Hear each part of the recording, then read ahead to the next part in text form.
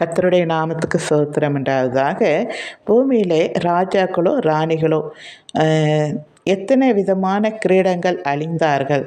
ஆனால் தேவன் கொடுக்கும் கிரீடம் அழியாதது, அது மாறாதது. ராஜாக்களாக இருந்து வாங்கின கிரீடம் இவர் பதவியிலிருந்து இறங்கின பிறகு மற்ற ராஜாவுக்கு போய்விடும்.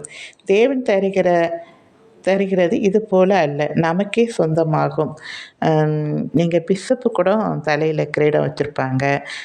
பூமியில் மனுஷர்கள் கொடுக்கும் கிரீடத்தோடு இது மேன்மையானது. அவர்கள் காதலிக்காக பூவிலையோ செடியிலையோ கிரீடம் சூட்டுவார்கள். அது வாடி காய்ந்து போய்விடும். பேப்பரில் கிரீடமாக செய்து தலையில் இந்த பிறந்த நாளைக்கெல்லாம் சூட்டுவார்கள். 80 வயசில் 100 வயசில் இல்லையா, அதெல்லாம் கசங்கி வாடி போயிடும்.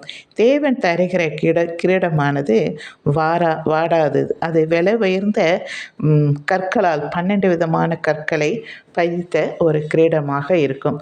அது எதற்கெல்லாம் தருகிறார் என்றால் 2 தீமோத்தேயு 4:8 நீதியின் கிரீடம், நல்ல போராட்டத்தை போராடினவர்களுக்கு நீதியின் கிரீடம் தருகிறார். 2வது பார்த்தீங்கன்னா மகிமை உள்ள கிரீடம். இது 1 பேதுரு 5:4 சொல்லப்பட்டு இருக்கிறது. இது நல்ல மேய்ப்பர்களுக்கு, அதாவது ஊழியக்காரங்களுக்கு இதை ஆண்டவர் தருகிறார். பிறகு ஏசாயா 62:2-3 அலங்காரமான கிரீடம். தேவன் கையிலே அலங்கரிக்கப்பட்ட அழகழகா எத்தனை விதமான கற்கள் என்று தெரியாது, அந்த கற்கள் பதித்த கிரீடத்தை நமக்கு சூட்டுகிறார்.